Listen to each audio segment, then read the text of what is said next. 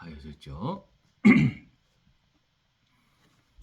지난주 2회 1월 18일 요점은 아래와 같습니다.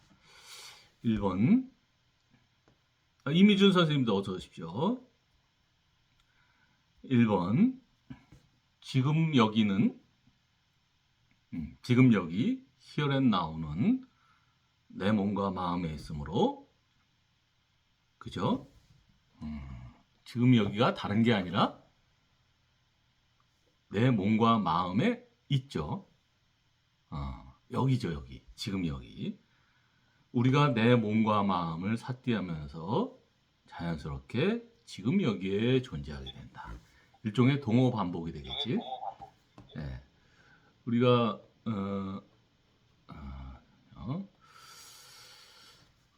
내 몸과 마음이라고 하는 건 명상가한테 항상 지금 여기에 다른 말이죠.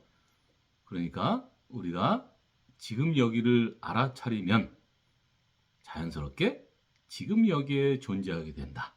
라는 동어 반복이 되겠지. 그렇죠?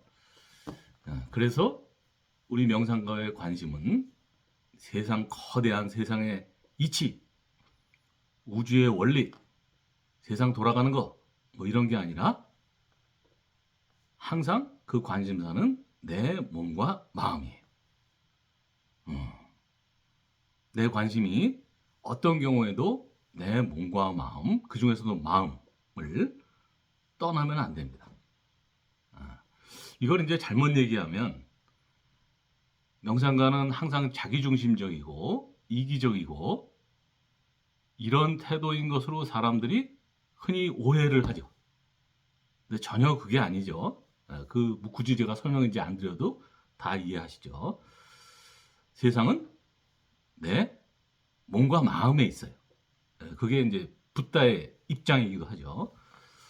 2번 평정심은 어떤 행위, 액션, 뭘 하는 것이 아니라 전체를 보려는 태도, 애티튜드를 통해서 생긴다. 행위와 내 태도, 견해, 입장, 자세는 다른 거지. 평정심은 무엇을 해서 생기는 게 아니라 어떤 태도를 취하느냐의 문제예요. 그러니까 어떻게 되겠어요? 평정심을 얻기 위해서 무엇을 해야 되는 게 아니라 무엇을 없애야 되는 거지. 3번 사마디, 빨리어 사마디는 집중, 컨센트레이션과 달라서 걷기 명상을 하면서도 얼마든지 이룰 수 있다. 사마디는 집중이 아니라 영어로 콜렉티드니스라고 그랬죠. 집중이라 하면 대상을 정해서 그것만 선택해서 계속 의식을 거기다 갖다 붙이는 행위죠. 그렇게 이해가 되죠. 그 행위는 다른 것들을 배제하는 행위지. 사마디는 그런 게 아니라 모든 것들 그대로 놔둔 채 이렇게 모으는 거예요. 이렇게. 그래서 빨려 사마다띠, 콜렉트라는 동사에서 나온 명사라 그랬죠. 그래서 이것을 굳이 번역하려면 컨센트레이션이 아니라 컬렉티드니스, 또 어떤 데는 컴포즈드니스, 잘 조직된 것, 이렇게 번역하는 데도 있어요. 그러니까 그런 것이라면 사마디가 집중이 아니라 걷기 명상을 하면서 얼마든지 할 수 있죠.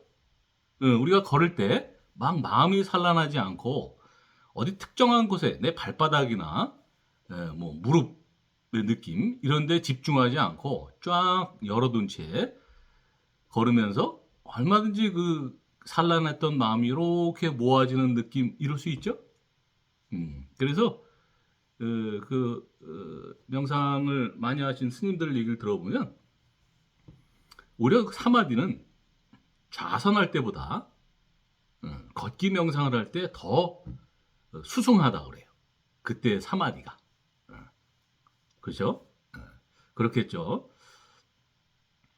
4번 사띠 명상가는 어떤 것도 당연한 것으로 여겨서는 안 된다. 이것도 굉장히 중요한 얘기죠.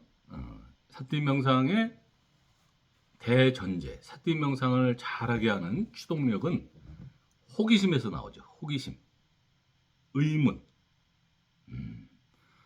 그러니까 우리가 걷는 것, 보는 것, 듣는 것, 맛보는 것, 일반 사람들한테는 우리가 살아있는 한 너무나 그냥 당연한 것들이죠. 뭐 새로울 게 하나도 없지. 그런데 사띠명상가는 항상 이 걷는 게 어떻게 가능하지? 듣는다는 건 뭘까? 본다는 행위가 어떻게, 본다는 현상이 어떻게 가능할까? 지극히 당연한 것도 처음부터 당연하지 않은 것으로 여기고 호기심을 가지고 들여다봐야 돼. 그래야 사띠가 발전을 하고, 그래야 우리가 그동안 당연하게 여겨왔던 것에서 무언가를 배워갈 수 있겠죠. 그냥 모든 것들이 나한테 당연하게 주어진 것이라고 생각하면 그 사람은 배울 게 하나도 없고, 배울 게 없으니까 발전도 없는 거죠. 5번. 대상을 대할 때 상반되어 보이는 마음들이 한꺼번에 일어나는 건 자연스러운 현상이다.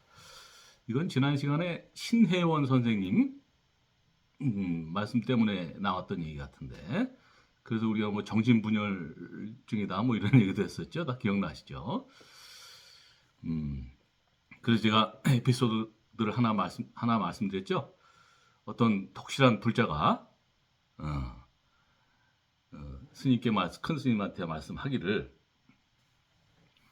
아주 그 경건한 예불 시간에 또 기본적으로는 아주 그 경건한 마음이지만 마음 한구석에 막 갑자기 일어나서 소리를 지르고 깽판을 치고 막 부숴버리고 이런 그 마음이 막 일어난다는 그런 고민을 얘기했다는 말씀 드렸죠.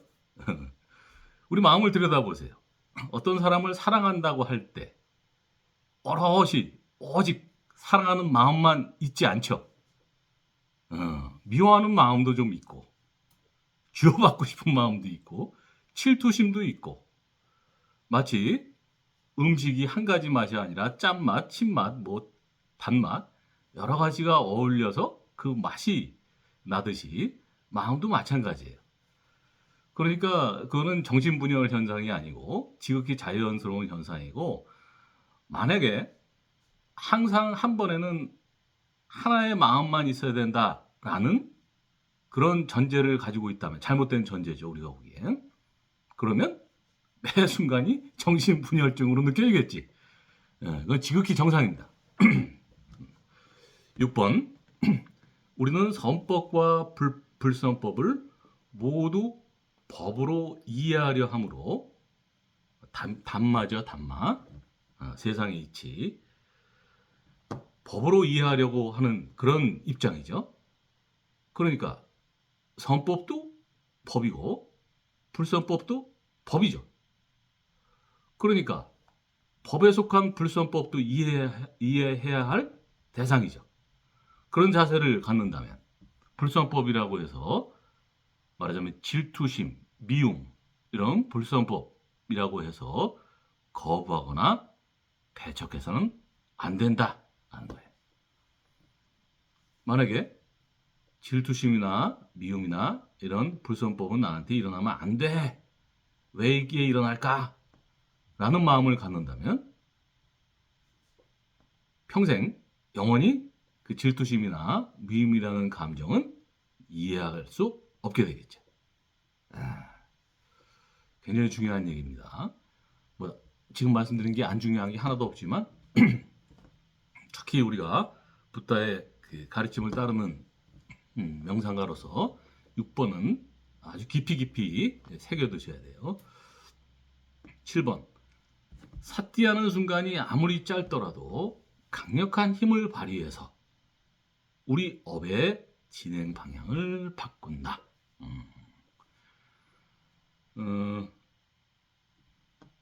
이런 얘기가 있죠. 우리 소행성들이 지구를 향해 달려오는 소행성들이 무수히 많다 그러죠.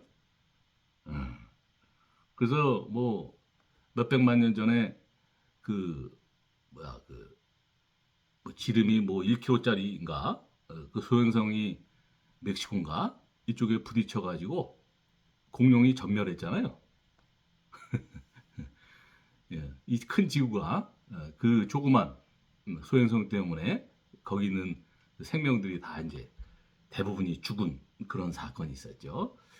근데 요즘에도 계속 무수히 많은 소행성들이 지구를 향해 달려오죠. 그래서 나사나 이런 데서 어떤 계획을 추진하고 있어요?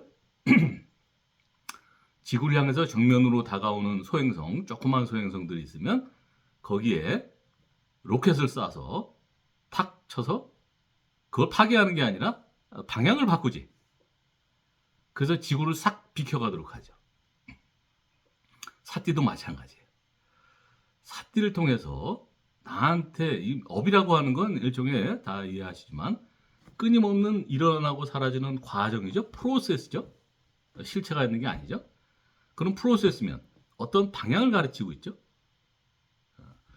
사띠라고 하는 게 그 업이라는 프로세스 자체를 제거할 수는 없어요. 그러나 마치 지구를 향해 달려오는 소행성에 조그만 로켓을 쏴도 방향이 바뀌듯이 아무리 짧은 순간에 삿띠라고 해도 탁 그 업을 쳐서 방향을 바꾼단 말이에요. 그래서 삿띠가 계속 그 업에 대해서 충돌하고 방향을 바꾸고 하면 언젠가 완전히 방향이 바뀌어질 그런 시기가 오겠죠. 그 여러분이 이 말이요. 한번 명상생활을 하면서 한번 경험을 해보세요. 내가 하루에 마음 챙김 하는 게 유진환 선생님 넣어두셨죠. 마음 챙김 하는 순간이 아우 뭐 10번밖에 안 되네 이거. 눈, 눈 뜨고 있는 시간이 한 16시간 되는데 한 10번밖에 안 돼. 그러나 10번, 20번 한 거 남들이 보기엔 참 그 미미해 보이지만 10번이나 20번 챙기기가 쉽지 않죠? 초심자들이. 근데 그렇게 우스워 보이는 그런 짧은 시간들이지만 본인은 그 10번, 20번 알아차리는 그 삿띠의 순간 때문에 얼마나 생활이 바뀌는지 본인은 알아요. 그러니까 우리의 목표는 물론 삿띠가 쭉 이어지는 것이기도 하지만 짧은 순간이나마 하루에 단 한 번, 두 번도 좋아요. 마음 챙김으로 해서 내 업이 진행 방향을 바꾼다는 업이 바뀌는 게 아니라 그 업의 진행 방향이 바뀐다는 걸 본인은 알죠. 사띠의 아주 강력한 힘입니다. 8번 과도한 집중. 과도한 집중, 오버 컨센트레이션이겠죠, 영어로. 과도한 집중은 과도한 그 정도만큼 위험성이 있다는 사실을 이해해야 한다. 과도한 집중은 뒤집어서 말하면 집중의 대상이 아닌 것들에 대해서 과도한 배척이죠. 과도한 배제고.